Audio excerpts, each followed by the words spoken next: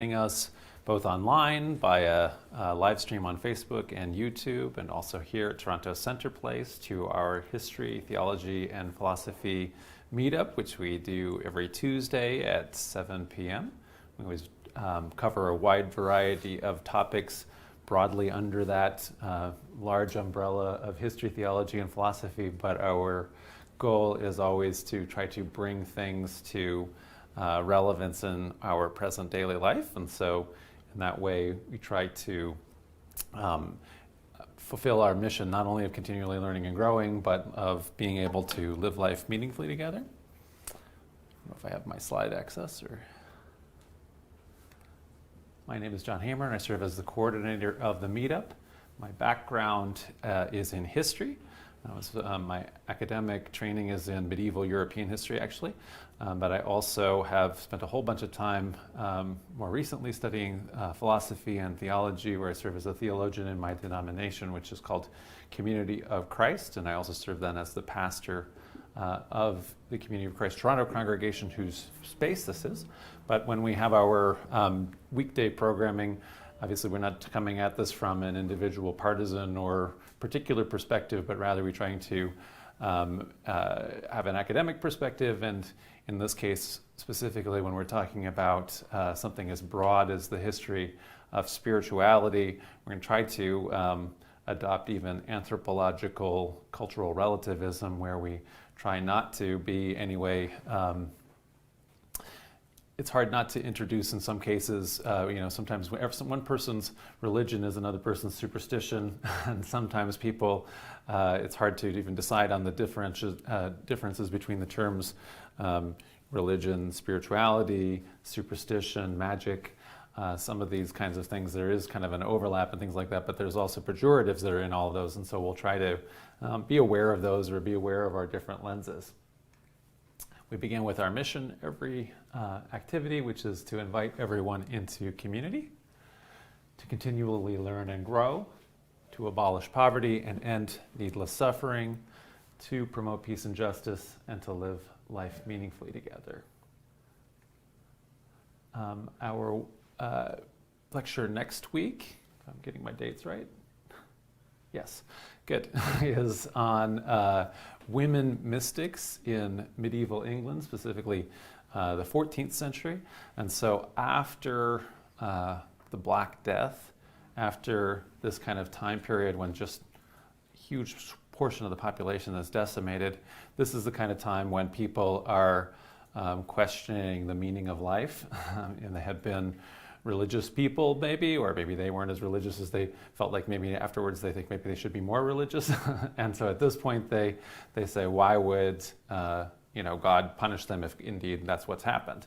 And so one of the responses sometimes in that is this mystical path, this decision to, this attempt to seek God, or to seek communion with the divine through what we're going to talk about tonight, spiritualism, through this kind of an inward path, through like fasting, through praying and other kinds of practices, and in some cases visions. And so we actually interestingly have, and we'll be able to cover next week, two actual books written by women, and they're among the first books that we have actually written in Middle English.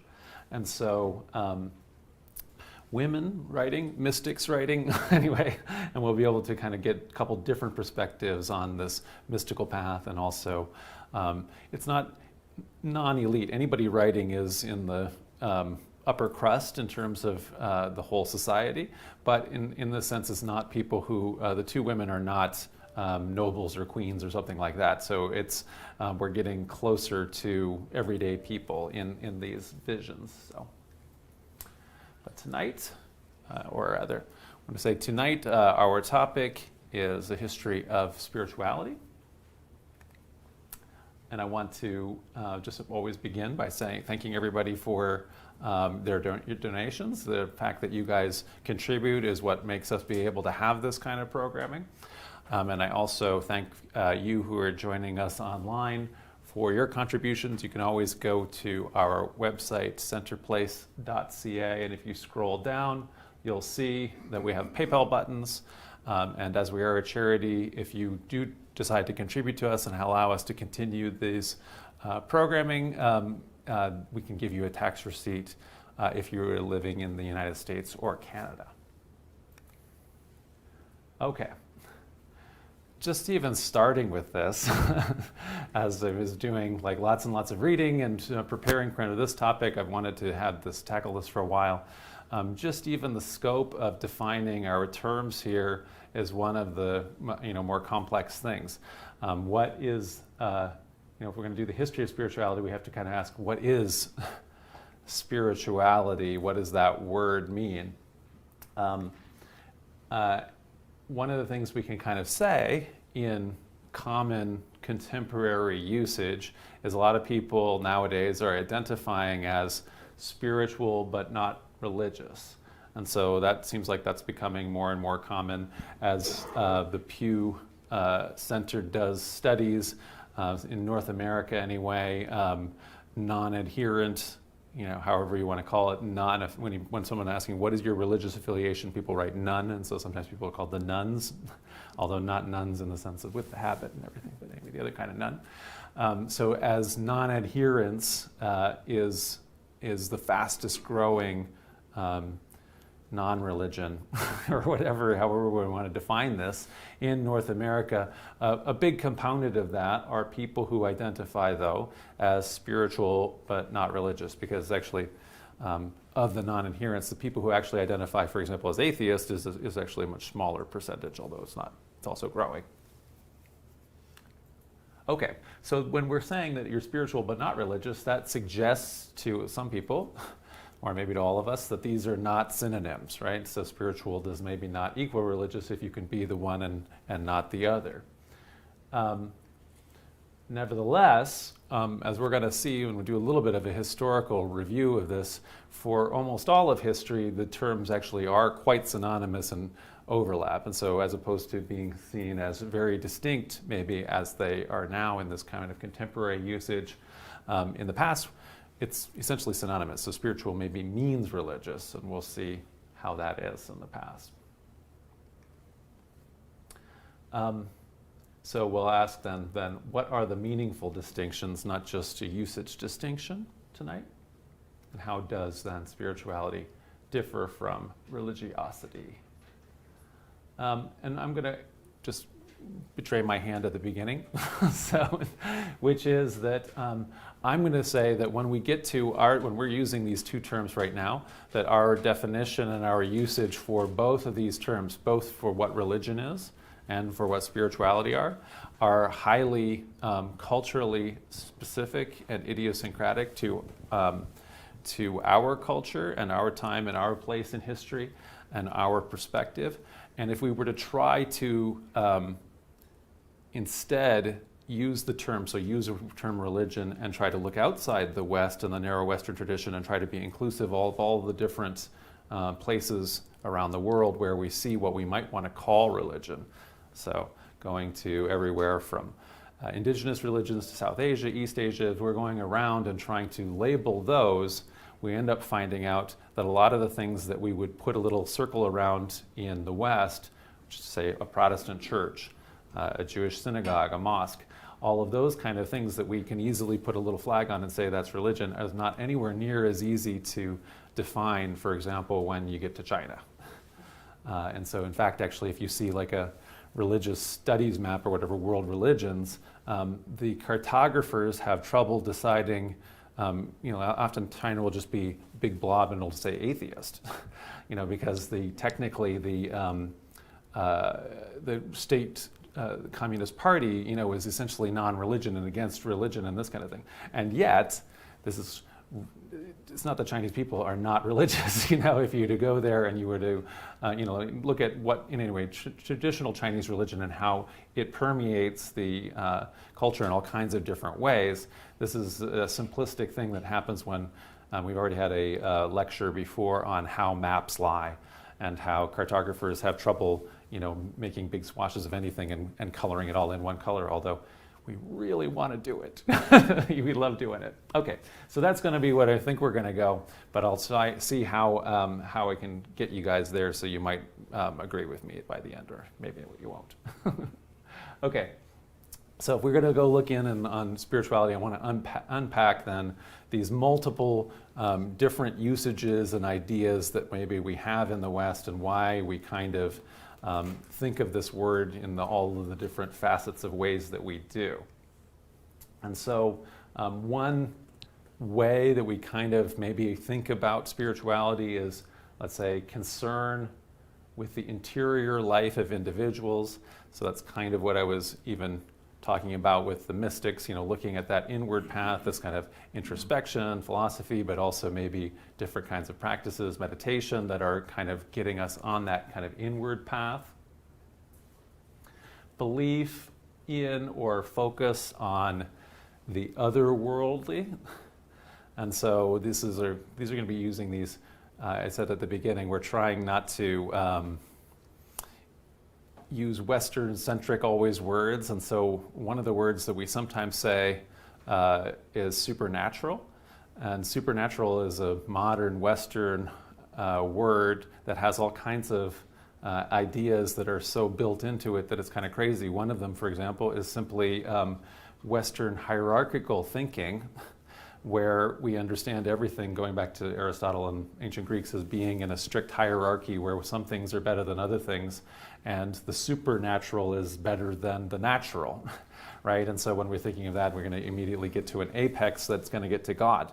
But for all kinds of different traditional religions, the other world isn't necessarily seen as, like a hierarchy and better than, but maybe we're talking about another world where there's spirits and or let's say fairies or whatever is going on that isn't necessarily, they're coexisting with our natural world and may well be natural and have all kinds of natural effects within that worldview, but may not be hierarchical. So anyway, some kind of focus on or connection with the otherworldly, the spirituality here. We talked about one of the ways of connecting is through the mystical path, so mysticism, ecstatic connection with the divine. So one of the lectures we've had in the past is on Islamic mysticism, the Sufi tradition, where people through a host of different practices, including kind of ecstatic dancing, simple chanting where you're simply saying God, God, God in Arabic, and this kind of a different way is breaking down where you are in this world and opening up a different connection to the divine or the otherworldly.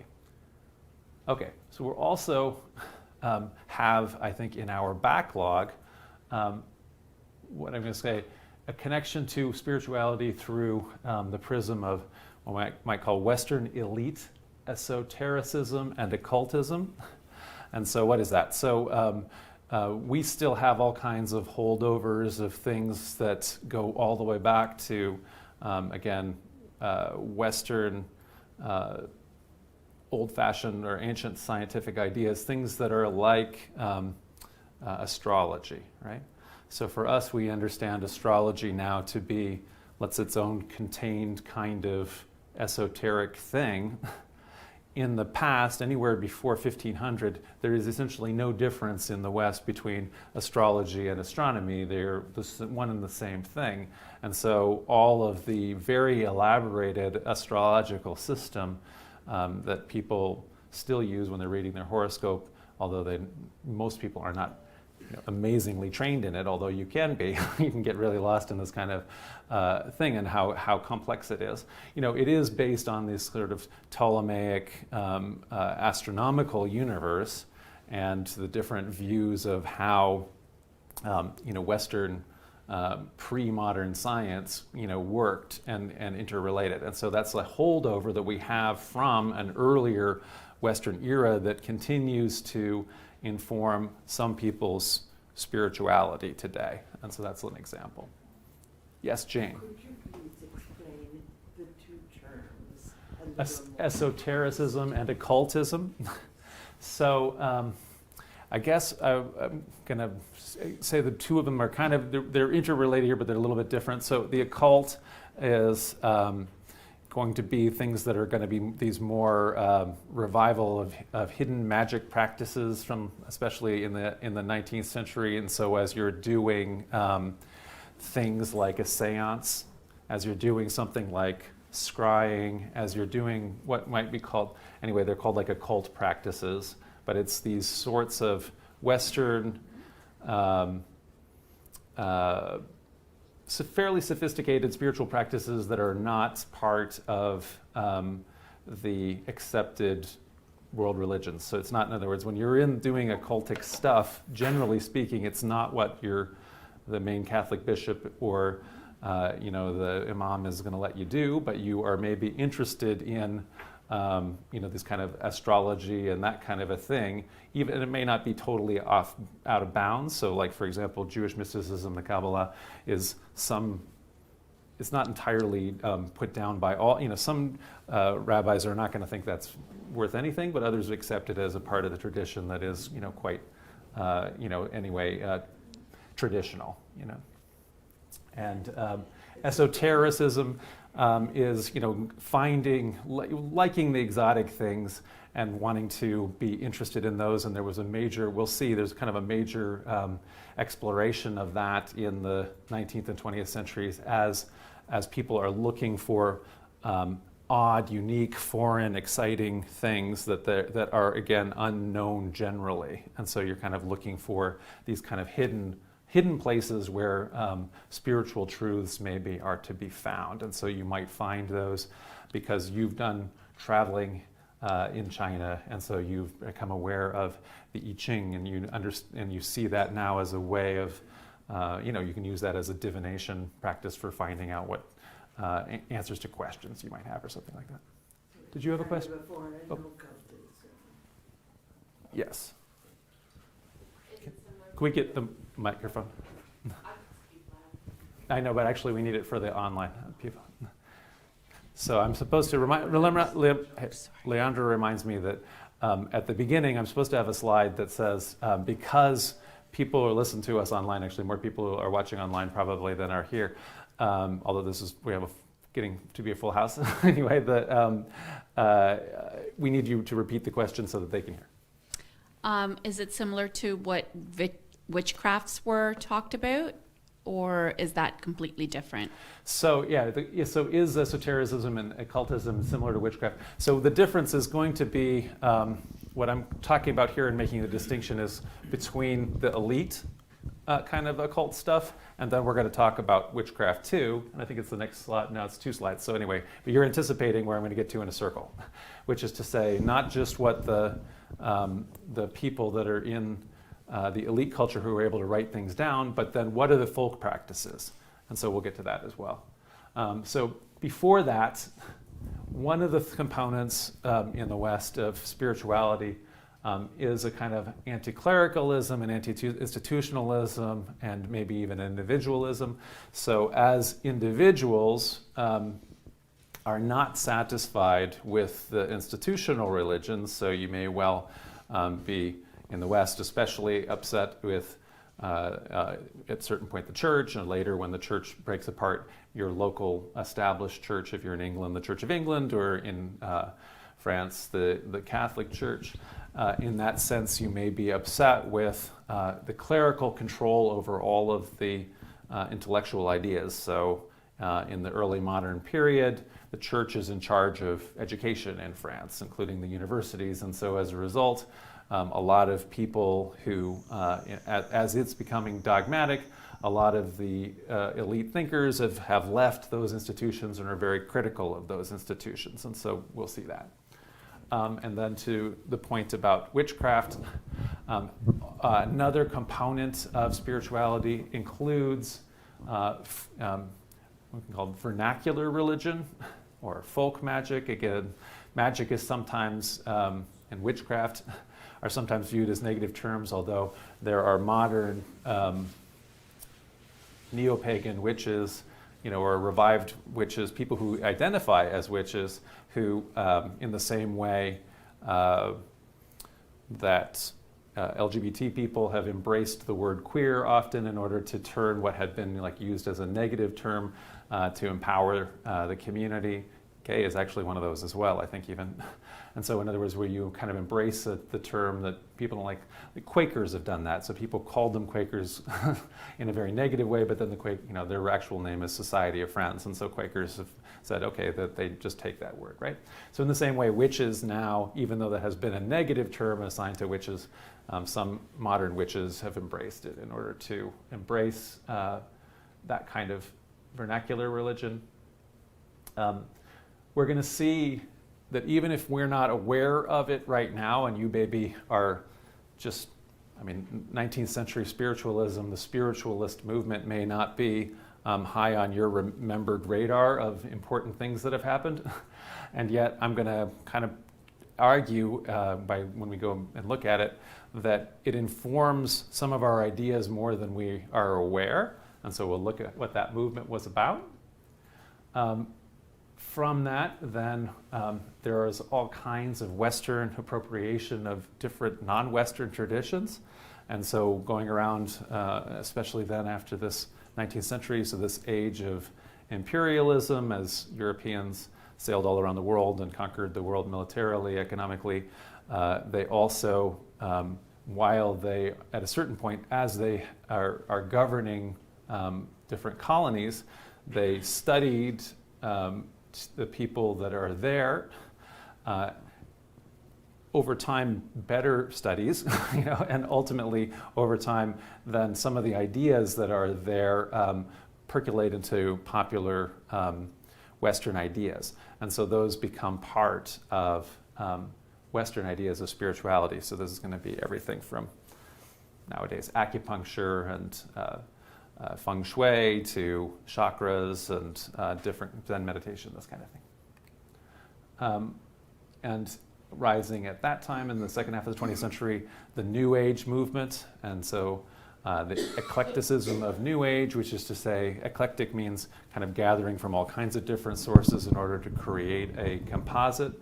And so we'll see that. And then finally, rounding it out, as we mentioned, that's the other wave. The revival then of Western vernacular religion or folk magic, the attempts to revive, the modern organized attempts to revive the pre-Christian religions of the West, paganism, and then also Wicca, the idea of bringing to the foreground what early modern Christians condemned, witchcraft, and bringing those kind of practices, revitalizing them and making them, not seen in the negative. Yes. A quick question about paganism. This term was given to them by the Abraham religious people, or it's something they called themselves? It's a later term. So like you say, the word pagan comes out of, it's a Christian term. So Christians come up with the word, it's Latin. So it's a Western and a Christian term. It only arises like in maybe the 6th century. And so it's really after Christianity is dominant in the Roman Empire, and even after the Roman Empire is fallen, that the Christians start referring to people who worship the old gods, Zeus and Athena and Jupiter, and depending on if you're Latin or Greek, the old religions of the Roman Empire that have become banned, after the 4th century. And so anybody who is still following and worshiping the old gods is called a pagan by the Christians. But what does pagan mean? So paganus means countryside in Latin. And so what has happened is that Christianity spread out from the cities. So the Roman Empire really existed in the cities, and civilization, the word civilization just is Latin for city thing, And so the cities is where everybody was first, all became Christian or Jewish. And so then the old religions are kind of hanging out in the countryside. And so pagan is a word in Latin that means rube or bumpkin. And so it's the country folk that don't know, any different. And so it isn't originally a positive term either. And so sometimes people say polytheists instead of using pagan. And again, this is a word that is only meaningful from a monotheist perspective. The people who believed in the old religions didn't call themselves polytheists. They were that wasn't what it was. But anyway, we have to have terms. And so neo-pagans often have embraced the word pagan again in the same way that Wiccans have embraced the word witch, because they're reviving an old tradition or trying to revive an old tradition and take what has been denigrated and rehabilitate it. Okay. So that's kind of going to be our big circle, and we'll see if we can get all the way through that. So I want to look just for the start a little bit on the etymology and history of the term spirit. So spirit, which can mean something like, anyway, animating or the vital principle in humans and other living things, comes from the Old French, esprit or esprit now, which is from the Latin spiritus, which back in Latin meant things as diverse as soul, courage, vigor, and breath. And it's related to the verb to breathe in Latin. And so breathing is a synonym for the word spirit in a lot of different languages, including ancient languages. We've shown this before when we talked about paganism and pagan afterlife. So this goes back to the earliest observations. And so if you are a pagan, if you were a member, they wouldn't call themselves a pagan. So that wouldn't be his real name, Joe Pagan. But anyway, if you were to, he was, let's say, a pagan. He has 2 sheep. One of the sheep dies. He now has a live sheep and a dead sheep. He's looking at them. What's the difference between live sheep and dead sheep? Well, there's all kinds of observable differences, but on the other hand, there's a lot of things that are still the same, right? So physically, they're almost exactly the same, except for the fact that one of them doesn't move, right? And so he observes that one of the differences is breath, right? So the live sheep breathes, and so that's where the word spirit comes from in Latin, pneuma, which is again this word that's related to soul and stuff in Greek, ruach, in Hebrew, and so that's going to be the same as that the Holy Spirit or the Spirit of God in the Hebrew Bible, spiritus Latin, right? And so those are kind of the differences and that one of the ideas. So since the breath has gotten away from the dead sheep, it's not a huge leap conceptually to think it's still somewhere. And so in other words, the thing that had been the animating principle of the living sheep when it was alive, now that it's dead, maybe is still out there. And so therefore there is a breath or a ghost or a spiritus, a soul, that has still gotten somewhere if it's not in the dead sheep. Yes, she. I know that the Greeks and the Norse and so on and so forth, they had an idea of an afterlife or a ghost or what spirit for humans, but did they have the same thing for animals? So it's not everybody has an elaborated idea for everybody. And so some cases, it depends. And so in some of the cases, humans are felt to be a completely different order of being than animals. And so then if what's the difference is reason, and the reason is what's being said to survive, then the animals don't have it. And so ultimately, this is why, for example, building off of into the Christian tradition, when there is no doggy heaven, technically. I think priests do tell you that dogs go to heaven, but in fact, the idea of it is that because the animals don't lack that kind of reasoning sense, so they don't have an individual soul in that sense, according to the kind of traditional theology. But that doesn't mean that they wouldn't have a spirit, and the spirit is the animating principle. So whether or not the sheep is actually going to haunt you, that may not be the case. Although it's, again, with different traditional religions, they have there's different ideas here. And so whereas in the Greek, we kind of have this idea of a big dichotomy between body and spirit, and there's a bunch of different, let's say, traditional religions where they understand there to be, let's say, 3 different spirits, and of which the individual is only part of it, and part of it is part of the body, and so part of it goes on in different ways. And so there are different conceptions of how this works, and so this is kind of a gross simplification. Yes? When you were talking about the haunting of the sheep, I just thought bad dreams. Oh no. Exactly. So we have to, and that's actually what I would argue. Oh yeah, go ahead. What about psyche, psycho? Yes. Psychic? Yes. What is that? So this is one of those cases where, I mean, it's a related word, and it's one of those cases where my background is I know Latin and I don't know Greek, and so I can't define, I don't know offhand what it is, but it's another word that's related, and I don't know Greek, I have to say. So we'll have to look it up. But, I was just going to say, though, is that although this later, when the idea of individualism develops and when people are more individually invested in themselves, it's not the first thought in the earliest paganism, what is going to happen to my own spirit? And so this is why, even though there is sort of an idea of everybody having an individual spirit, originally in, for example, Second Temple Judaism, in Greek paganism, there isn't an idea of a heaven and a hell. Originally, there's simply just an idea of essentially a place where the spirits are sleeping, and you just want them to be able to, rest in Sheol, this place where they're going to just be in a perpetual sleep. Not that you are going to have some kind of amazing afterlife where you're going to be in heaven. Although over time, those kind of things develop, and so the idea in the pagan religions of the Elysian fields, or in the Norse paganism of Valhalla or something like that, those kind of things evolve as people become more interested in those kind of things. But this isn't, in the earliest paganism, as much what they're worried about. So what are they worried about if they're not worried about hell? They're actually worried about all these ghosts.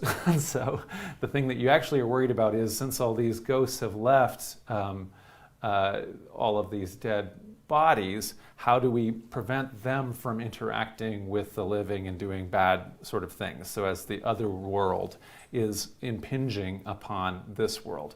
And so this is part of the earliest interest in spirituality. And so we're going to talk more about folk magic when we get to an later circle, but yes, Simon. So the early pagans, were they God-loving people or God-fearing people? Were they God-loving or God-fearing? So early pagans are frankly so diverse that it's very hard to make any particular generalizations, although I have just done that. What I'd say is that largely there could be a couple gods that they really are really think of as a totem that they're really focused on and do love. But the vast component of paganism, especially early paganism, is concerned with avoiding crossing the gods and crossing, for example, all of the many gods that you might accidentally cross, even if you are devoted to one particular god. And so there is a whole host of ritual behaviors that you have to do, and you have to do them just right, so that you don't offend the gods and have some kind of bad thing come upon you. And so even though I think people, there has been, in the 19th century and early 20th centuries, there was a big romanticization of paganism, and paganism today is largely kind of thought of as all the good things that Christianity and Judaism and Islam don't have. So lots of sex, lots of drinking, or whatever it all is. What there is also lots of is just insane amounts of ritual behavior and having to propitiate the gods over all these different things that you maybe did wrong. An example we read in one of the primary sources when we did like a history of paganism was even somebody as powerful as Julius Caesar, he's in a ceremonial procession where he's being honored. His chariot wheel, his axle breaks, and it's just a horrible sign. And so as a result of that, he has to climb up on his knees, knee after knee, all the way up to the top of the temple of Jupiter Optimus Maximus, because otherwise, there's going to have been this horrible result of the fact that this very unpropitious omen has happened to him on this particular day. And so, the fact that you have to be doing all of these kinds of things all the time is not what we generally think of with paganism, the fact that you're just constantly crossing your fingers or whatever it would be. I don't know, John, if you're referring exclusively to Greco-Roman paganism or pre-monotheistic religion, but in the pantheon of the Levant, where this is the religion from which the religion of Israel evolves. Yep. You can tell that there are some gods that are perhaps people would feel protected by. You can tell by the epithets. So the gods like El and Asherah are clearly benevolent based on their epithets, whereas other gods like Baal and Anat are forces that you should be afraid of. Yeah. So the answer, I guess, is love and fear, right? You're fearing some of the gods, loving some of the gods. Okay. So there were also, in addition to the people who were focused on the traditional religions of ancient Greece and Rome, there were also these philosophers who were busily thinking about this in this early attempts at being rational. And so when the philosophers are looking at this, they, although the word spirit initially means breath, because, what is breath? So air is not, air is an actual, that is understood by the ancient Greeks to be an element, right? So air, earth, fire, and water. And so that's a thing, and your spirit is not simply air. The breath is the body, dead sheep and alive sheep weigh the same. The body's the same. So for the philosophers, or for a lot of the philosophers, the difference, what life is doesn't have a material answer. It has an immaterial answer. And so things like air, earth, fire, and water, that's not what is the difference between life and death. Instead, spirit is a different order of thing than the material. And indeed, for a lot of these philosophers, as we were talking about, there's a hierarchy. And as we'll get to here, if we look out for Plato, and we've done a whole lectures before on Plato's allegory of the cave, the whole teaching of the allegory of the cave is that all of us who wander around and we see all of what we think are of our sensual evidence of our senses that we touch, and we understand that there's a material world around us, that all of those sensations cannot actually be trusted. We know there's optical illusions. We know there's all kinds of different ways that the sense data is not simply something that we can immediately understand and believe in. So Plato argues more than that, that all of this stuff that we're sensing, it exists, but it's such of a lesser order of reality than the true reality, which is the spiritual reality, that it's almost as if everything that we're experiencing is watching, it's almost like we're in the Matrix, is what the allegory of the cave is. So in other words, we're in a holodeck and we're experiencing all these things, or we're seeing shadows reflected on a wall, and that's what our sensory material world is. And in fact, there is an actual real world of ideas or forms that is generating all of those sensations that we experience. And so it's actually an amazingly spiritual cosmology or worldview where spirit is massively emphasized more so than even world religions later. So Christianity is actually way less anti-material than Plato. Okay, so nevertheless, because Western theologians, Abrahamic, so Islamo, Judeo, and Christian, pulled from Plato and the other philosophers, Aristotle. In Western philosophy and theology, spirit then becomes defined as immaterial and is often viewed as superior to the material. And so that continues through the West. So for example, in terms of Western values, when somebody dies, oftentimes we don't think of the body as being them anymore. The important part, the vital part of them is no longer there. Now the body is simply inanimate matter. It's the material or physical remains of the person, because initially anyway, conceptually, the idea is your true self is your spirit, and that spirit has continued after death. It's what's the life force that's left the body after death, right? And we still kind of feel that it's not, the body is not you when you're dead, even if you don't believe in a soul. So, in fact, actually, the reason why medieval theologians are supposedly always asking the questions that are very esoteric, like why are how many angels can dance on the head of a pin?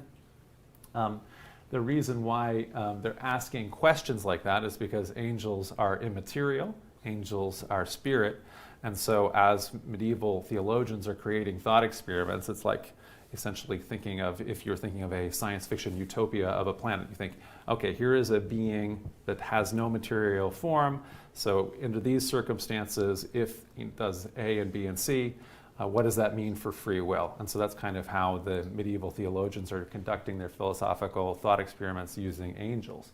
And so actually the answer for how many can they dance on the head of a pin that's not really something they ever asked. It's something that actually later philosophers criticized medieval people for asking.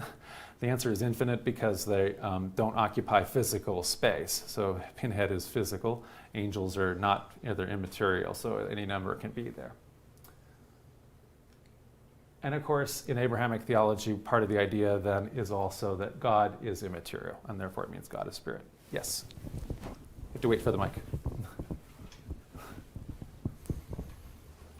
So the framework that they came up with, was it because of the anxiety about immortality? Like somehow trying to figure out what happens to you? Like somehow that collective anxiety about what happens when you die? So they were trying to come up with a system of justifying it or making it less. So I would suggest, yes, that's something that has started happening, that's not as true in the earlier religions, so they hadn't had that same worry, because I think that and the reason why I think there was less individual worry is before the development of the ancient idea of the individual, people had a sense of clan and continuity, and so you're part of a tribe. The tribe is going to have a continuing life, and so therefore the kind of concerns of the individual at death are just simply, like proper, the continuum of the tribe is frankly the more concern, and so the tribe has to make sure of purity and, and that the body's not made into a ghost and running around and that kind of a thing, but instead what's important to the person is that the thing that is your identity, your clan, has continued. But as the development of the ancient idea of the individual self kind of develops in, let's say, Plato and Aristotle and all those guys' time, then people all around the world in the axial age, yes, are concerned about their immortality. They're wondering about the question, well, what happens to me, when I die? And so then that's when they come up with ideas as broad-ranging as reincarnation. So that kind of appears in the South Asian, as a South Asian answer, as religious reformers there have this idea is that yourself is going to be reborn in a different body. There comes up the idea in Persia and among the Zoroastrians of this idea of a future bodily resurrection. And so the idea of it is that your soul or whatever is going to be separated from your body for a certain amount of time, then the world is going to end, and then when that happens, there's going to your body will be reanimated and your soul will be reunited with your body. And then in the kind of the Greek area, there's this generally idea that the physical is bad anyway, and so the most important component of you is your spirit anyway, and so when you die, your spirit lives on, and hopefully it's going to live on in a spiritual realm. And in some cases, that the spiritual realm is actually the true realm, the realm of the Platonic forms, or the realm of God and the divine. And so Christianity ends up being kind of an amalgam of the middle two, and so it's like on the one hand you got the spirit and there's heaven and things like that. On the other hand, there's going to be a physical resurrection and that kind of a thing. And reincarnation, although Plato tells a story of that in the Republic, I think it's in the Republic. It's either that or it's I think it's in the Republic. Anyway, even though he talks about that, and apparently the Pythagoreans maybe believed in reincarnation, it didn't ever get really widespread in the West until recently. So yes, I think they're concerned about that. So anyway, the idea though is that spirits at this point all the way through the Middle Ages is essentially the same. It's defined as the immaterial, or at least by the theologians, and that God is part of that realm. Okay, so here's what we've done so far. If we go back to our wheel, so we talked about, anyway, the different uses of the term, anyway, we talked then about this portion here where spiritual equals religious, and essentially there's a pretty broad overlap here. So throughout antiquity and the medieval period, and indeed even the English words here, all the way up to the beginning of Middle English, when religious is a word, and indeed when spiritual is a word. If you were religious, if you're a religious, it means you're a monk or a nun. And same thing, the spiritual orders are a component within people who are devoting their lives to spiritualism as is understood up to this time, so the monk or the nun. And so that's essentially where we are all the way up to this point. And so therefore, then in our wheel here,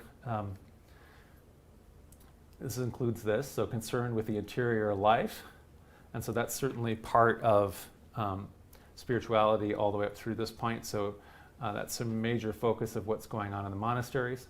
Although one of the parts here we've talked about is individual, and we'll get to individualism in the 20th century especially. So in the Middle Ages anyway, the focus was often very communal. So the monks and the nuns are part of a community, and same thing. And so the focus there anyway, the spiritual focus is group rather than individual. Although you could be a hermit monk and go off and be all by yourself. So that's also possible. We talked about then belief or focus on the otherworldly, and that's really all the way up through this time the job of the church and the clergy. And they're also attempting to be the intercessors. And as we'll see next week when we talk about Julian of Norwich, she's not only an intercessor, she's actually between the two worlds because she's an anchoress. They've put her into a cell that's built on the side of the church, a dungeon cell, and they brick her up into it. And so she lives the next decades of her life inside the little room and isn't able to come out. You can talk to her and you can pass food to her and she sews and stuff and can give you things out. But anyway, she is essentially halfway to the other world. They've already done the last rites for her. She isn't living in the real community anymore because she's in this, anchoress cell. So anyway, that's one of the jobs.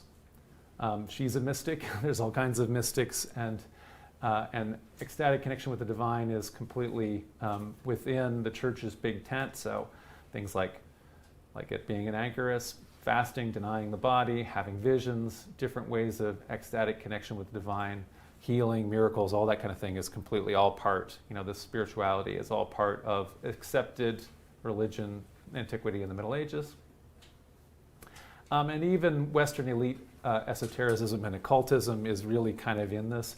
So practices like astrology, which are actually coming, pre-Christian and are coming from outside the Christian tradition. Nevertheless, it's the monks and nuns and the clerics that actually can write and actually can do the mathematical calculations and actually are busily working for, popes even too, but kings and princes, everybody who wants to have their horoscope done so they can find out when it's an auspicious day to do this and that and the other thing. That's still happening, even though it's every once in a while the church will say, hey, you shouldn't do that. Generally speaking, it's the clerics that are doing it anyway. So that's still also sort of within the okay bounds of being total overlap here. So what does it change? How is it that spirituality is going to have the diverge from religiosity?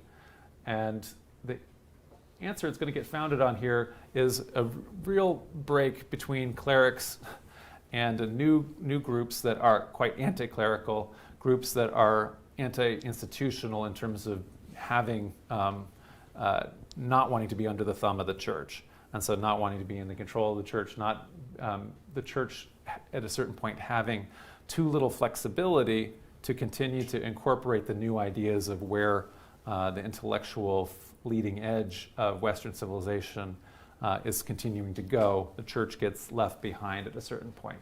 And so this is what happens in the Enlightenment, especially, so the 17th and 18th century, and it's a big reaction to clerical authority when spirituality then is starting to get broken off from religiosity in the common mind. So if we go back to before that time, one of my favorite guys from the Middle Ages, we had a whole lecture on him, Anselm of Bach. So he's, in his time period anyway, probably the greatest philosopher of his era in the West anyway. He helped to create the schools that just within a generation or two evolve into the university system. So there's no universities before this, and universities that since then have been very important in terms of science and knowledge and everything like that in the West.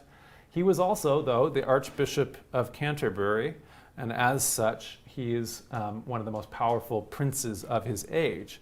And so if we go back to, the dream of Plato for the best ruled society that you could possibly have, if you're going to have a utopia, the utopia should be the place where philosophers rule as kings. This is one of the eras when we actually achieved essentially philosopher princes of the church who were also philosophers. So the clerics were the promoters of education, literacy, the study of philosophy, including natural philosophy, which is the old term for what we now call science. And also they were busily integrating Aristotle's ideas into the Christian worldview.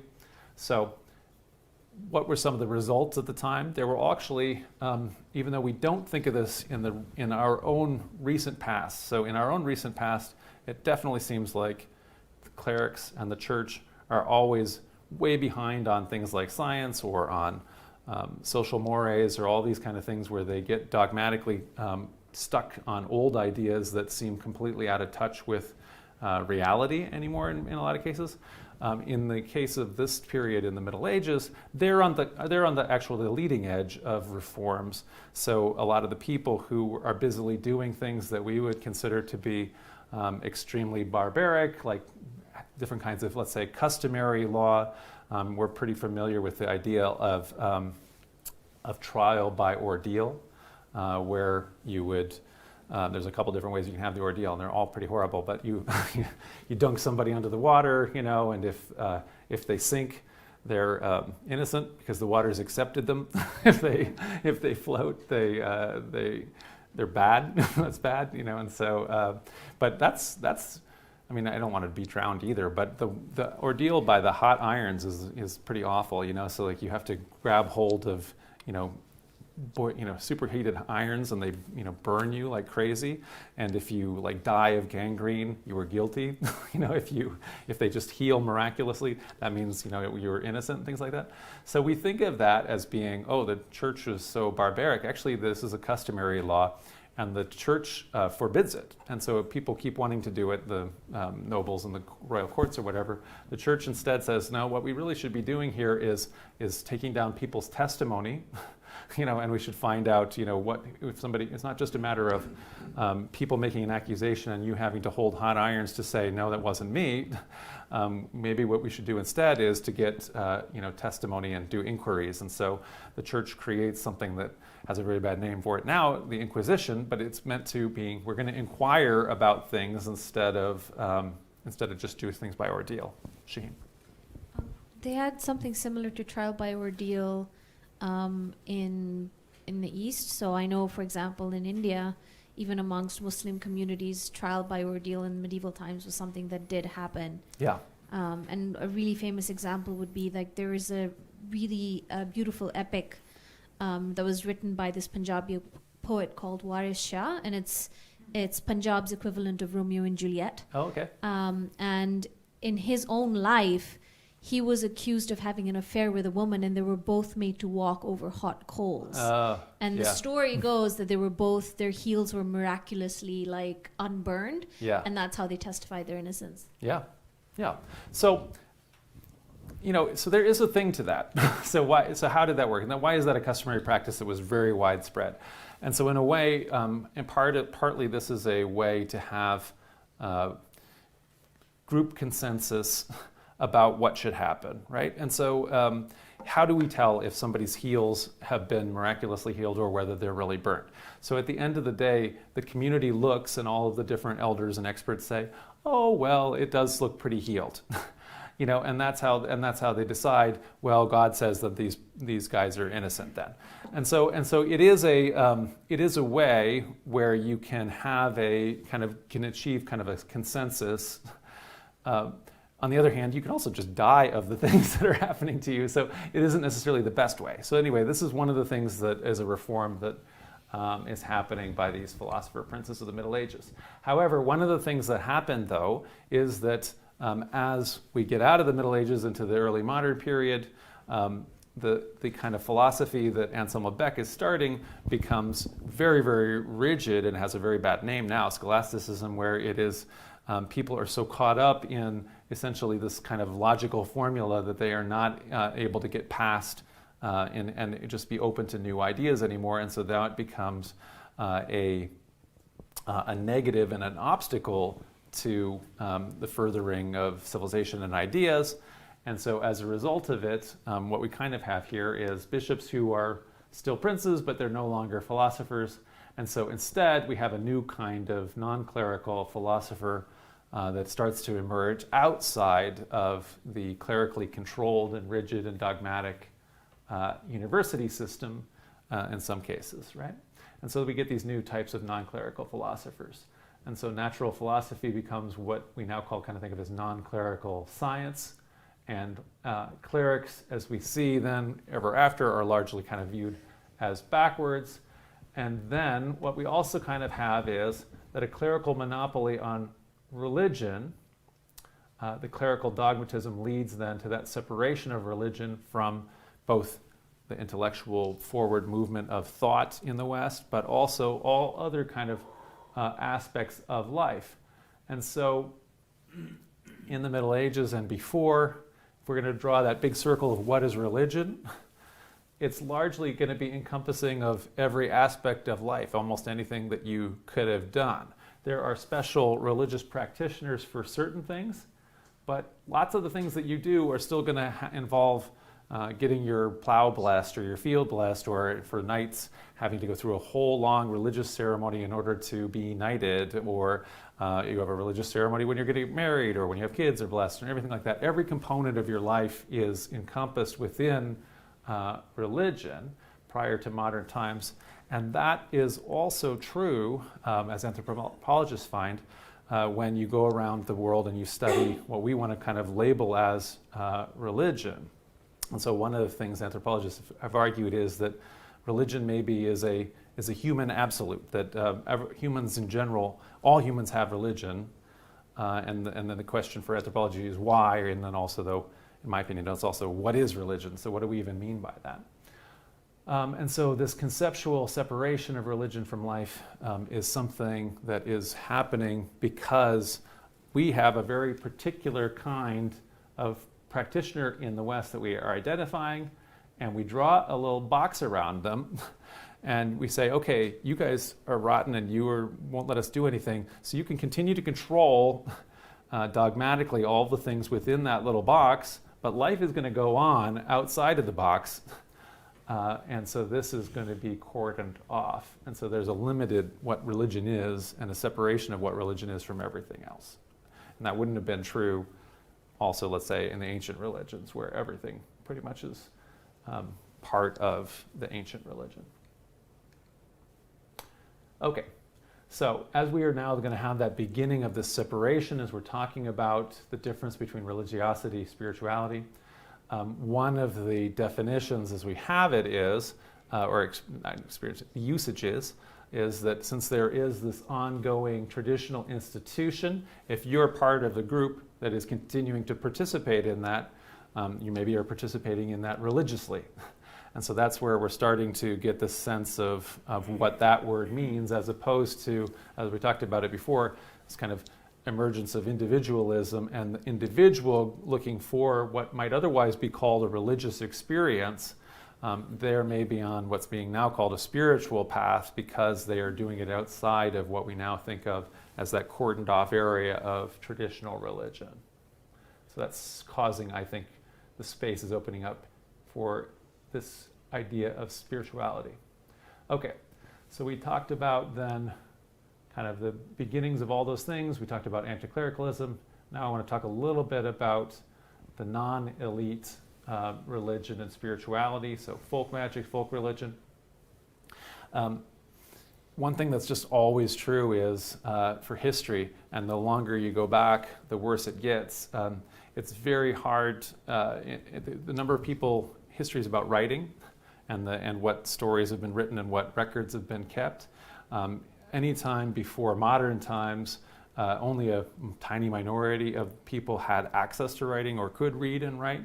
It's an expensive process. If we think about the cost of getting one sheet of parchment, which every one of them has to be from a skin of a sheep or a cow.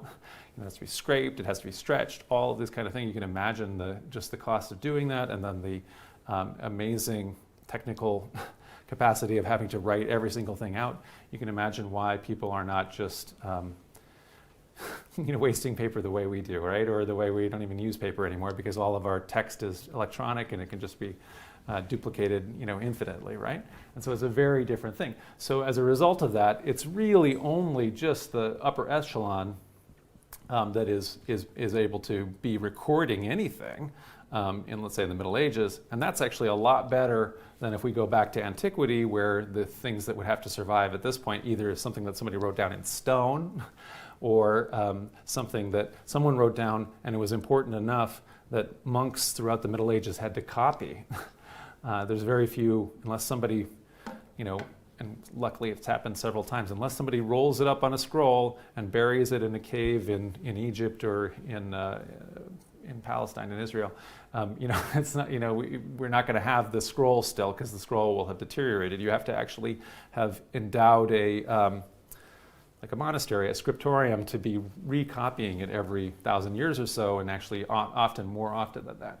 So as a result of that, very little of anything from antiquity survives, certainly not what poor people are doing, generally speaking, because that's just never been an interest until very recently. So for us to reconstruct what regular people are doing, what the 99% are doing, is really quite tough, usually historically. So common people, though, we can say, historically, they've always had their own, what we can call vernacular or common people beliefs. We don't know what they are always, because they're not writing them down, but we can always tell that this is existing whenever they do interact with the elite society. So whether the people understand themselves in their otherworldly actions, that they are interacting with spirits or demons or fairies. Initially, historically, there's going to be continuity where that's growing out of their ancient paganism, and before that animism, everything that existed. But in general, as they're existing in a vernacular or oral culture where they're just passing down traditions, the large culture or the elite culture will constantly be having an effect and injecting ideas. And so anything that they might have had as a belief in, let's say, spirits or elves or something like that from an earlier time period, that becomes semi-Christianized as they are talking to, let's say, informed elite practitioners. The parish priest may be saying, well, there's no such thing as that, that's just a demon, or something like that. And so they might react to that, and they might change the story based on this new pushback or information. And so there may be some continuity, but there's also, let's say, an evolving folk or vernacular tradition that's happening orally and being passed down.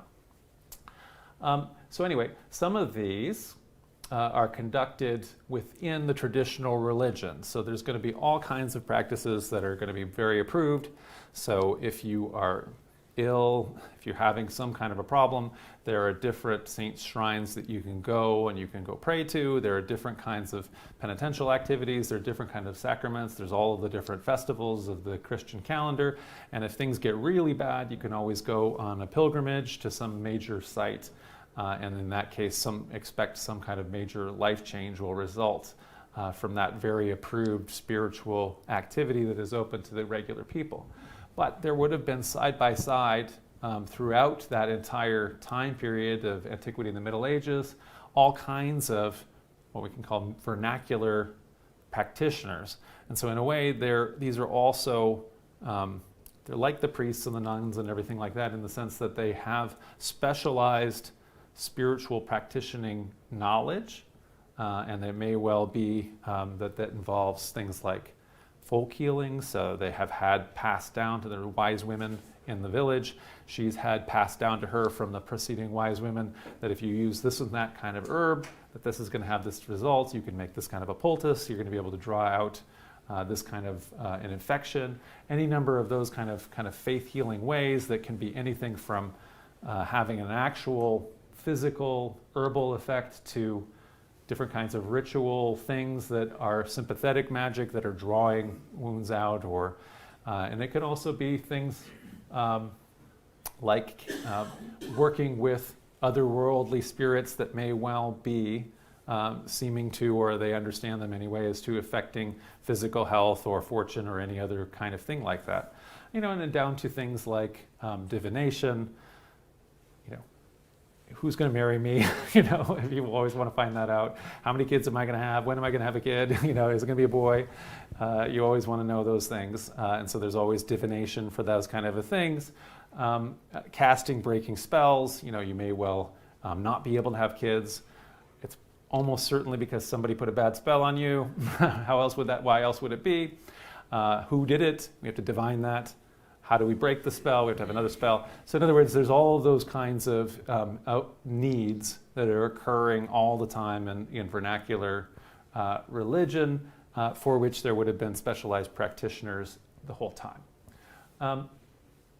So these practitioners are people like wise women, wise men, elders in the village. So they could have been everything from healers to midwives and their normal thing that they're doing. They could have been barbers and surgeons, people who just like divining, so finding out what's going to happen. So although we maybe have like in movies like Monty Python and the Holy Grail, where they're a witch, and they're burning the witch, and they're gonna, how do we know that she's a witch?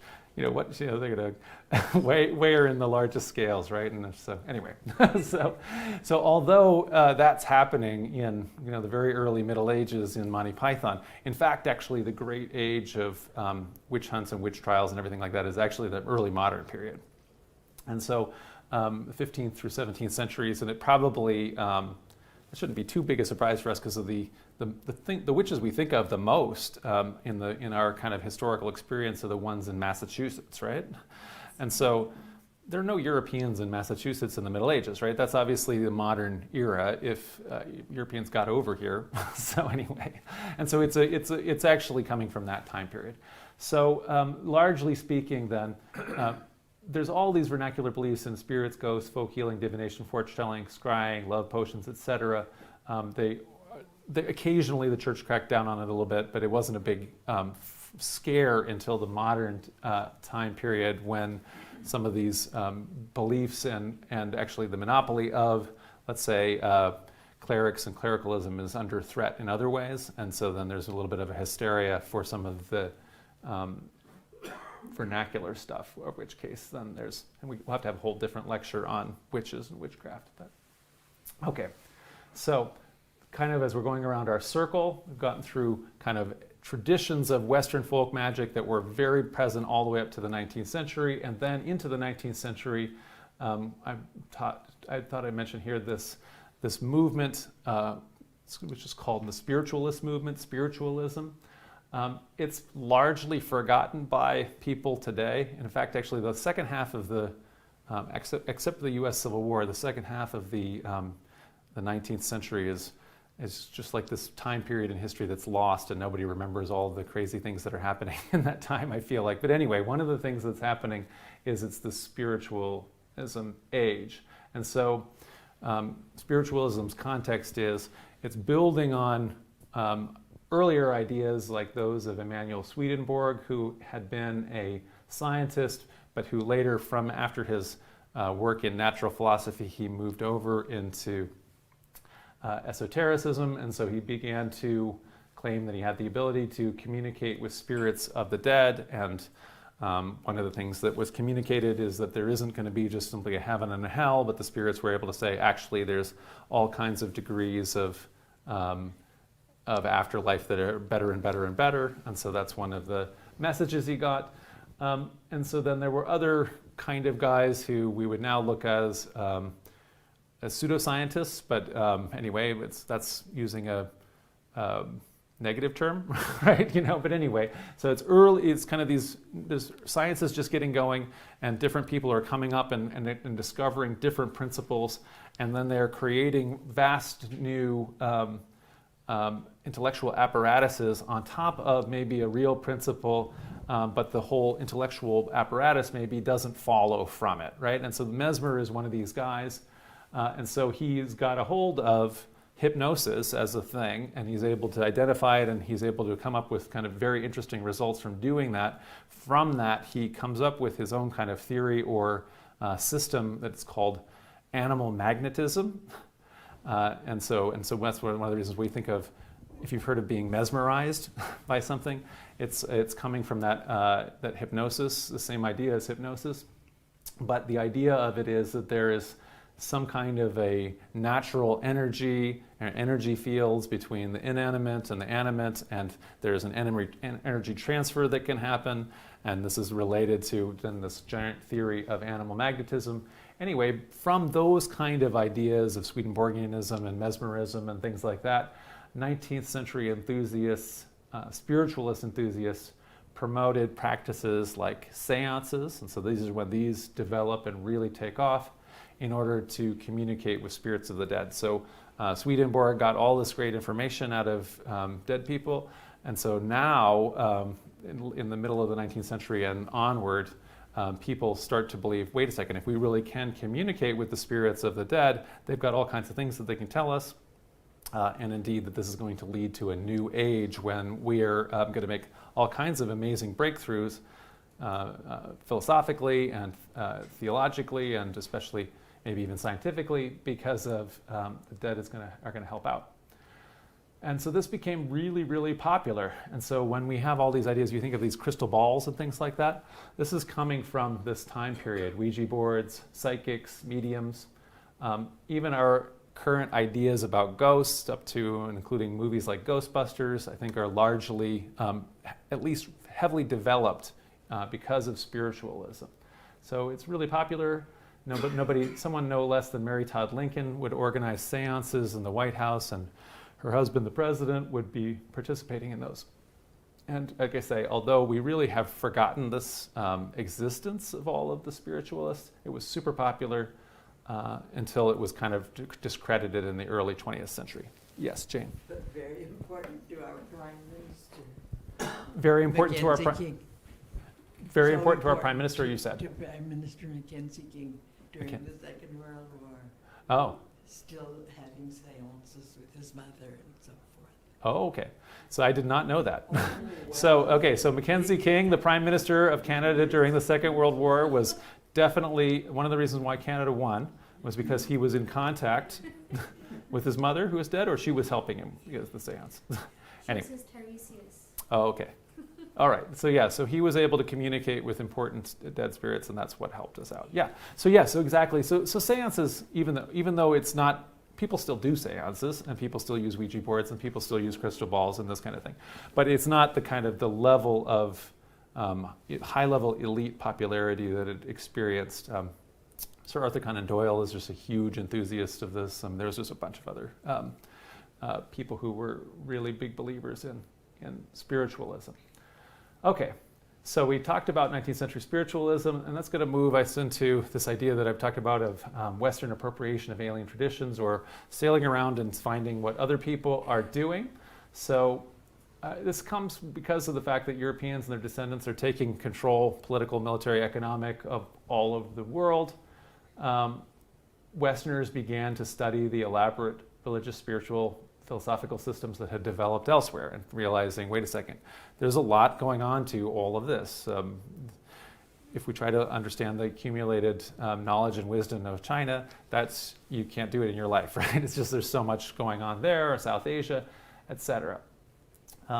So there's early, way back at the much beginning before this, there's early what we call orientalizing fads for, let's say, all things Turkish initially, Egyptian, Chinese, Indian. If you go to Casa Loma, they've got a Chinese room, right? And so the entire thing is done up in what early, I guess it's end of the 19th century, early 20th century, whenever they made it, people, Western Canadians, thought that it should be Chinese stuff. And so it's all China-esque, but it's made by, anyway, Europeans, right? So a Chinese room. So anyway, they're followed then by later, more serious exploration of everything from things like the chakras and from Hinduism, different systems, actually, there's multiple systems, yoga, feng shui, acupuncture, all of these kind of things are being brought into Western, anyway, the Western experience. And so, this gets really popular with the popularity of people like the Beatles who go to India and meet with the Maharishi Mahesh Yogi. And so I'm going to suggest that one of the things that happens when you're going around and doing this is that Westerners are able to go and see things that they like, and they can cherry pick that thing out, and they bring it back to their own spirituality, which then take that practice or that idea or anything like that, reincarnation, whatever you want.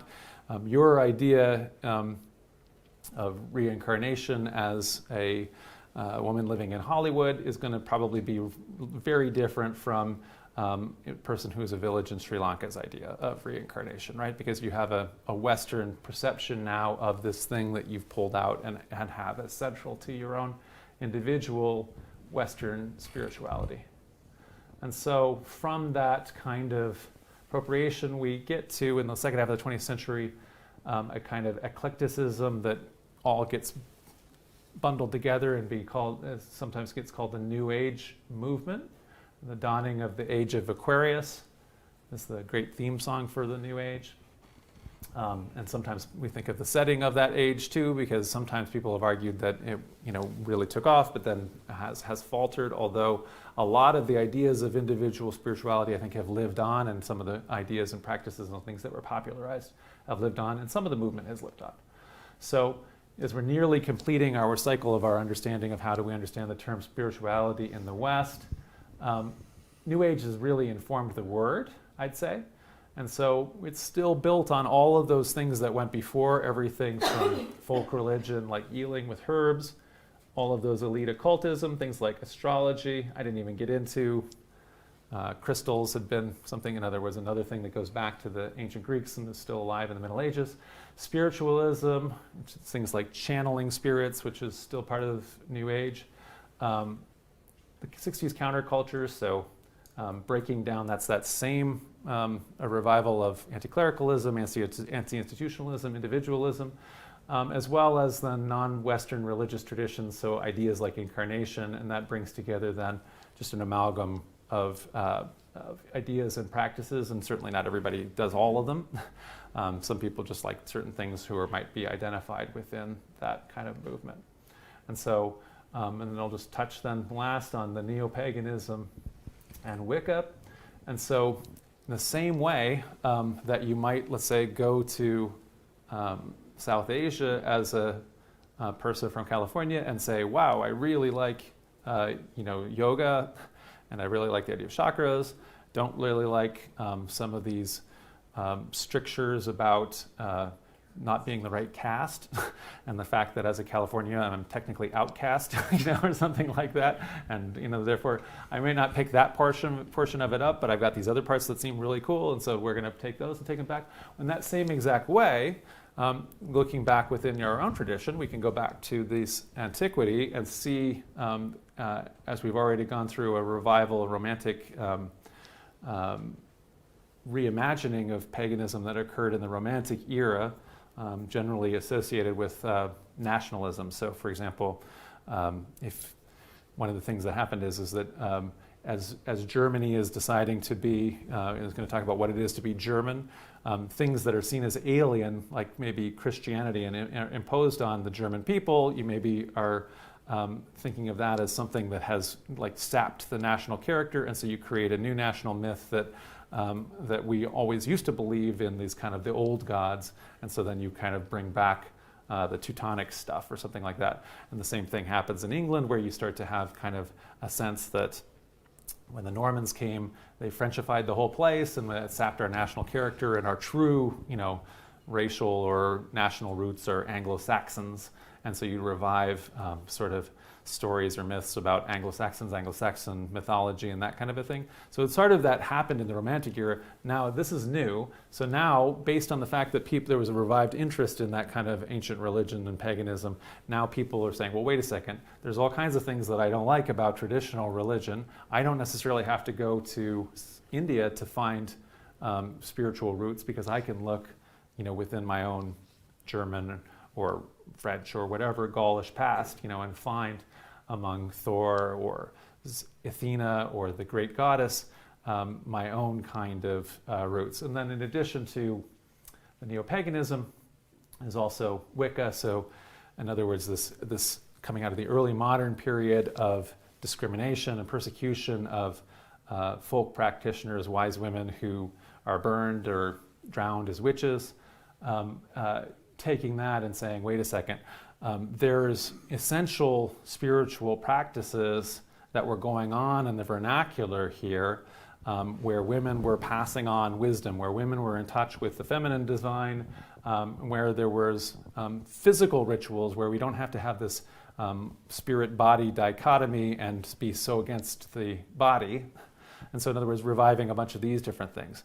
But again, it's in a revival, whenever you're doing it, you can never experience the way it was from the original. There's no continuity. And so instead, what the revival is doing is cherry picking out the things that you want to have and make sense, and then contemporizing them into the 21st century or now spirituality. And so actually, we started with a picture of Stonehenge, and here's a bunch of neo-pagans that are celebrating a solstice in Stonehenge. But of course, even though Stonehenge, people are associating that, for example, with Celtic paganism, with the Druids, it's actually an artifact that predates the Celtic, even Celts even being there. So it has nothing to do with the Druids. It does have to. The Druids were there and they liked it and they used it, but they didn't make it. So anyway, this is one of these kind of things where this becomes an interesting eclectic thing as well. So. That completes kind of the circle of wanting to, talk in all kinds of different overlapping ways about this term spirituality. And so in the end, I'll conclude and then we can talk. So in the end, we have created, because of that past, because of that experience, and I think that ultimately because of the very powerful institutions in the West that we've had, that we put a circle around and called religion, and that is in addition to the church and the cleric. It's also, for example, synagogue in Judaism and Islam.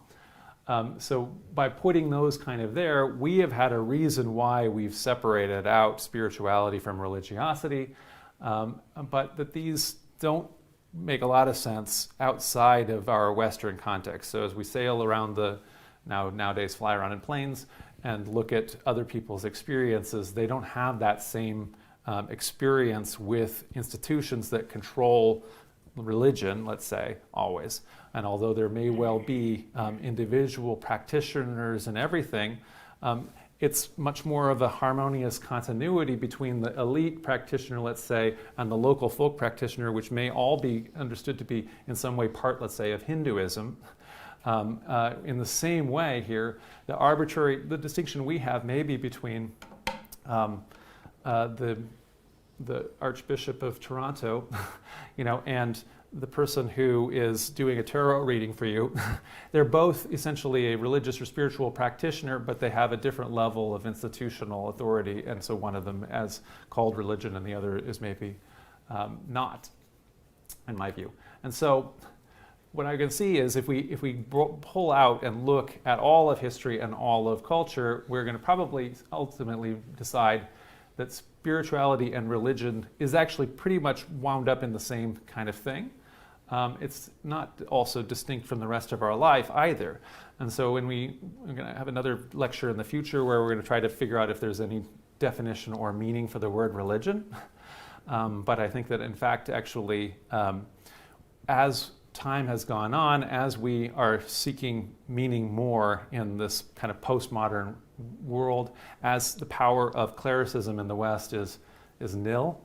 We don't have to worry anymore about the clerics running our lives, I think. We are now free to look for meaning in all kinds of places, and I think are able to embrace that more throughout all of our lives, whether we want to call it religion or spirituality or simply meaningful practices lived within our lives. And so for me, anyway, that is a history of spirituality.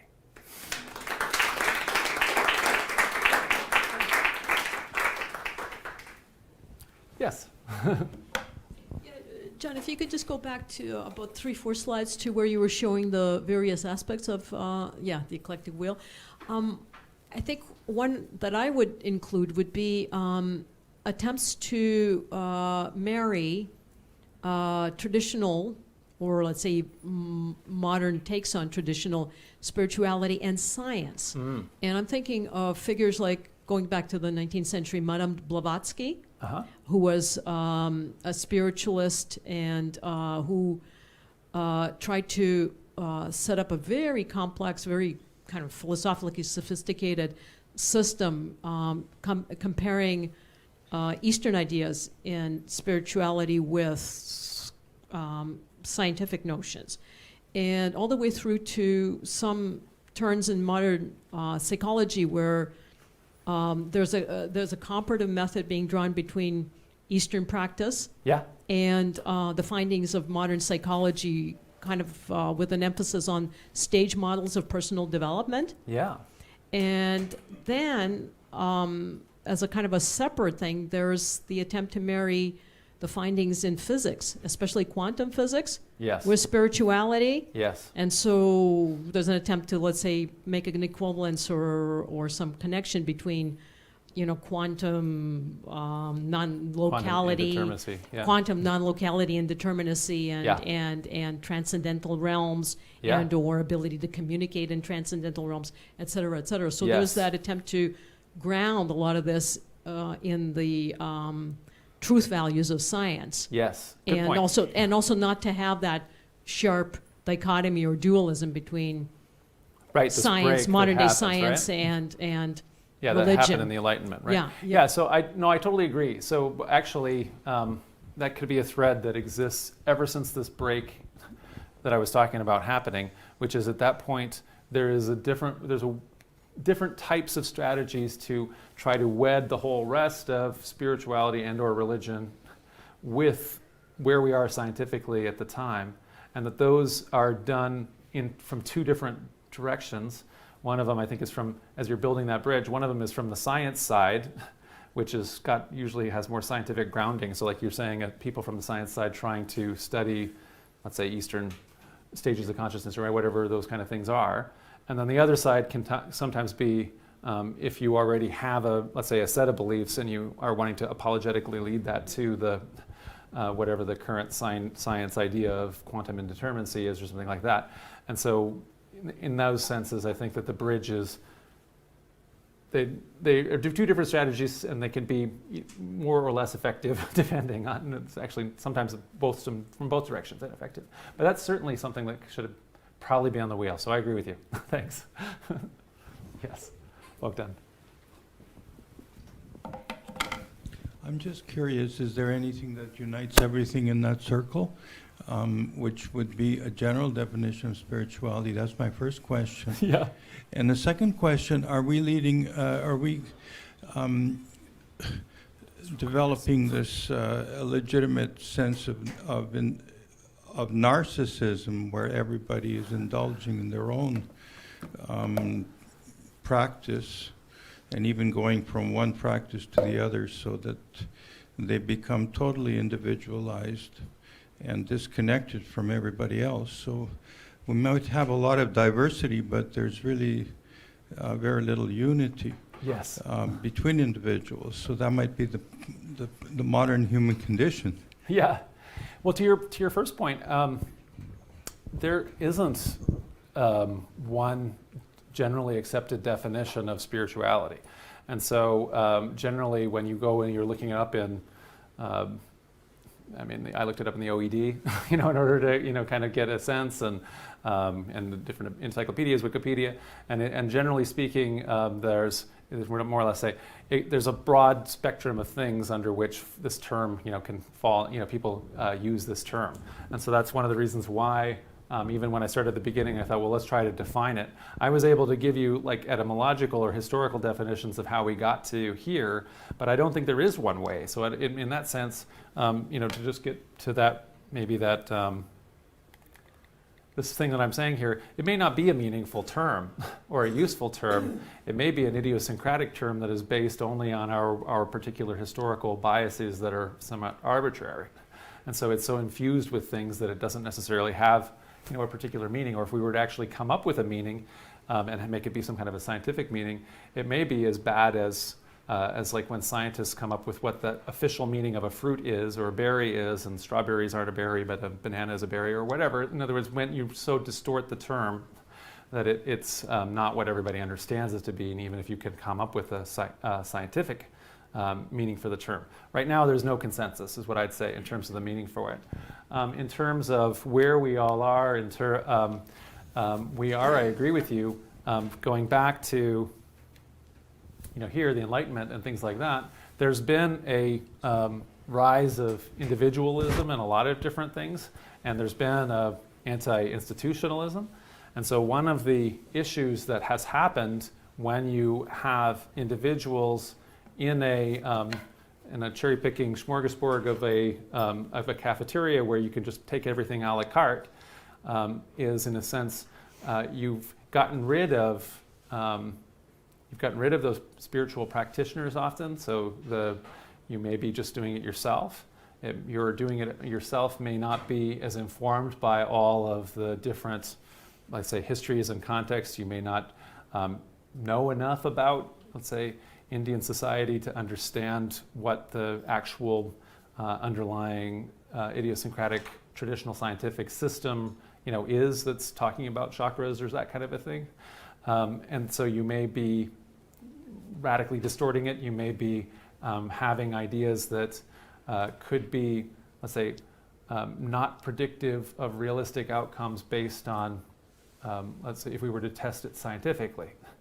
And so all of those potentials are there for individuals who are off on their own spiritual a la carte universe. And then to your second part of that point, they also maybe are alone in it because nobody's, they tell everybody, oh, this is so important, and nobody cares, or you don't have anybody who to share this thing with because it's only meaningful to you individually. And so that is separate from this preceding era where things were understood to be done in community, right? And so that may be where we are, but maybe we won't always be there. So people are in this new ways of, there's in some ways social media is supposedly on the one hand isolating us all more. On the other hand, it is also linking up people that have like-minded views more, and that can be both good and bad. So they can get more and more away from reality because they all agree with each other in a feedback loop, but at least they have community then? I don't know. So all of those things are possible. Yeah. I think the big idea that you said that is really fascinating is this vertical sense of creating a hierarchy. So what I gather is that the need that somehow having access to a spirit or being spiritual is superior. And therefore, I think throughout the history, we all are trying to create a state that gets us closer.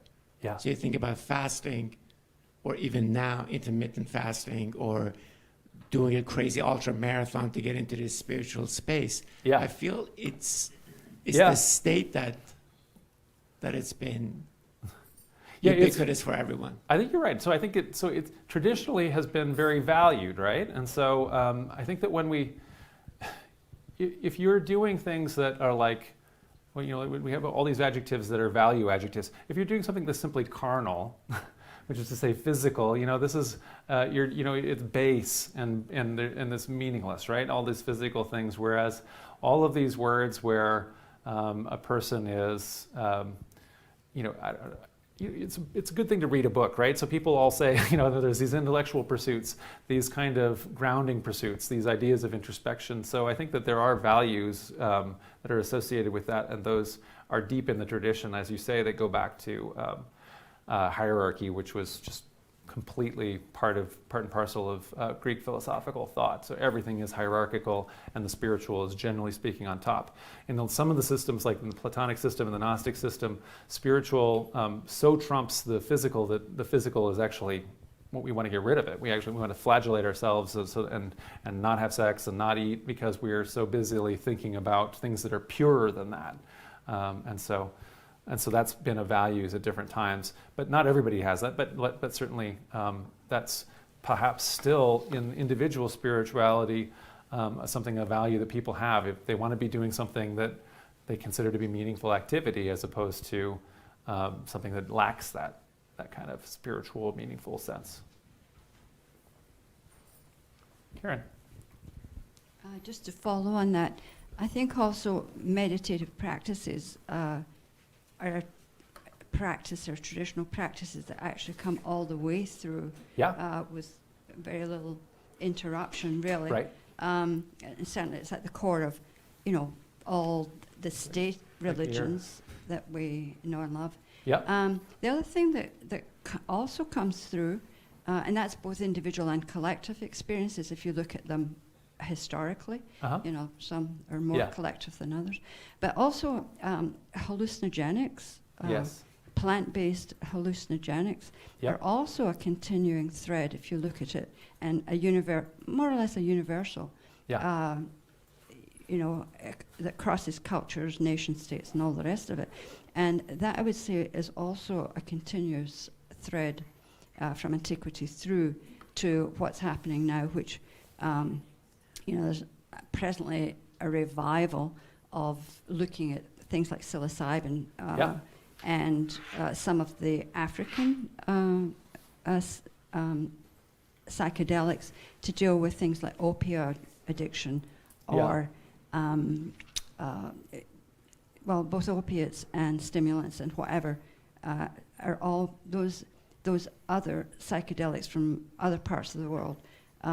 Are usually used in ceremony, but they're being brought here and used as individual therapies with people, right?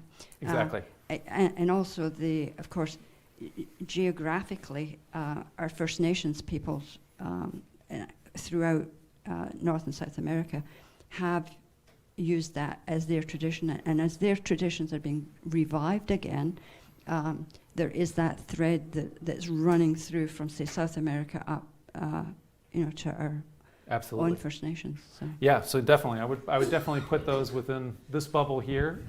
But in other words, in addition to fasting or other ways that you or like we were talking about before with the Sufism dancing, so much that you are affecting the brain. Another way to do it, like you say, is through different kinds of hallucinogenics and other kinds of naturally occurring and otherwise occurring ways to affect the mind in a way that also, as you're saying, science now is looking at what's happening and then determining, for example, that perhaps a different neural network is actually firing when you're experiencing that. So you actually are experiencing at least a different kind of consciousness when that's kind of happening. And that, like you say, has now, people are looking at that as alternative therapies or, scientifically backed therapies for alternatives to opioids. So we have Jane. Oh. I was just going to add to that. Sorry, Jen. I was just going to add to that. If you look at someone like a theologian like Hans Kuhn, for example, he wrote about that cross-cultural sort of enlightenment experience, and also William James, father of psychology, in the Western world, also looked at those too. And so it's pretty much both universal and, I guess, religious and spiritual, right? Whatever. Yeah, I agree. Jane, and then we'll.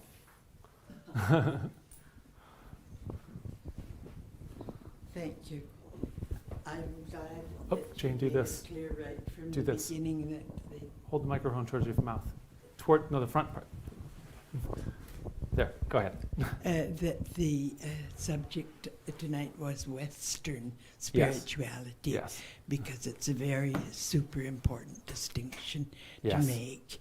And I hope we can have a lecture or two or more on from the point of view of a system that's We are. Yeah. So this is, like you say, linear. that's right. So And this is that just Western. From the beginning, as far as I know, incorporated the idea of reincarnation. And Yes. somehow or other, the whole Western tradition left it out. Yeah. So that everything has to be adjusted to not deal with that possibility at all. Yeah. It's so interesting It to is. see how long the route is. And maybe this New Age eclecticism would somehow take us back to the ideas. Lots of people in the New Age are believers in reincarnation. That Let they us picked up. see Yeah. where it goes. Yeah. It's fascinating. But there's a lot of steps in between where it was absolutely left out for reasons that one can only speculate on. Yeah. I mean, Well- it seems such a clear idea to incorporate it to solve so many questions. Well, I mean, it has appeared in multiple places, right? So there's more than one people have come up with reincarnation, like you say, yeah. So South Asian religion it's a very big part of it. And so to your question, we are having, as you know, this year a whole series on Eastern philosophies. And so both we have two wonderful lecturers who are going to be giving those. Brian gave the first one on the Taoism one, but we'll have other ones on, you know, Buddhism and Hinduism, Jainism, this kind of thing. So we are really going to be going with that. And so I've forgotten your name. Yes. I'm sorry? Ophelia, that's right. We'll just do that in last, and then Karen, let's talk after, and because we already said I this just was the have last one comment / question, just one from. Okay, then I'll let one more. I'm sorry, go ahead. Ophelia first. Thank you. For me, two pillars that I see in religions, because I don't put religions equal spirituality, because I think there's another pillar, morality.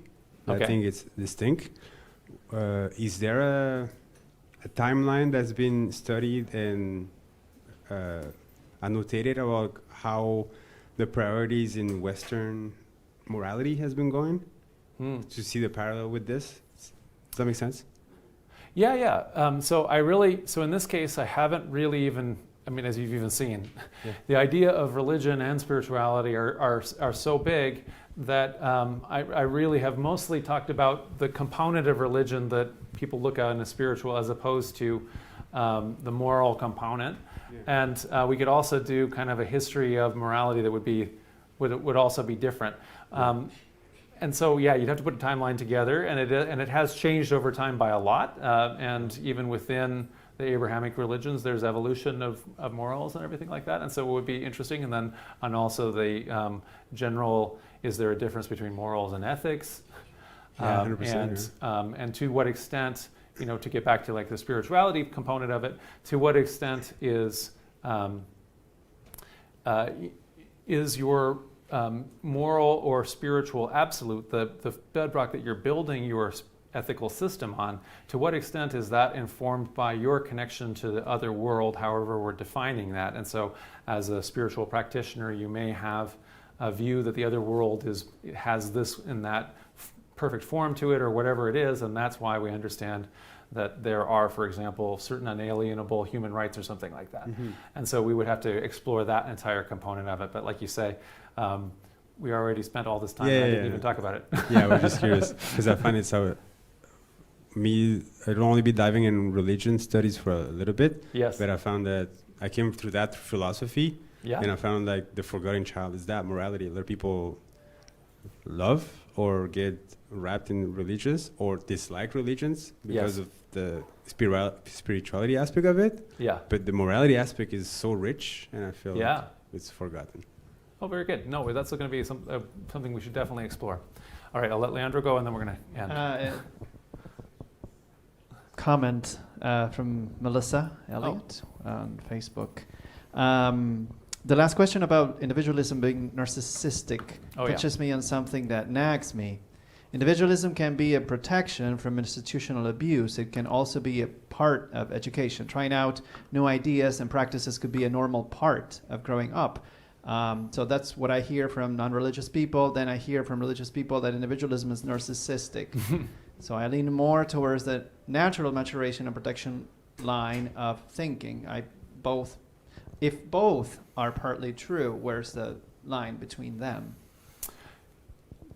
Yeah, of course. So there's going to be these kind of competing things. So I think that Bogdan, who was talking about that comment and mentioned narcissism, I think I would describe him as a individual spiritual seeker who has gone all over the place and has looked everywhere. In other words, he's been open to everything. So I wouldn't call him somebody who's committed to an institution in this kind of way that is that kind of a bias.